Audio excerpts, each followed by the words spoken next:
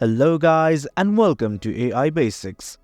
In this tutorial, we're gonna look at how to turn on and off the real-time responses on Gemini AI. Now let's begin. On any browser of your choice, let's search for gemini.google.com.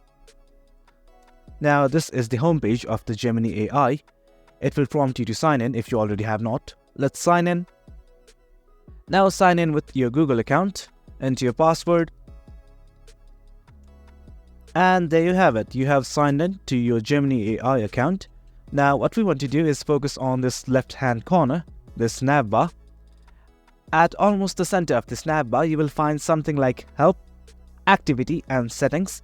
For now, we only want to focus on the Settings section. Let's click on Settings. And there are lots of options available here, namely extensions, our public links, how to enable dark mode.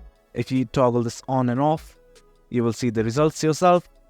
And the topic of this video, real-time responses. The real-time responses is toggled on right now, but if you want to turn this off, you can simply toggle this button. Let's click on it. And in case you want to turn this on again, simply click on this button. And that's it guys. That's kind of how you turn on and off the real-time responses. And hope you found this video informative.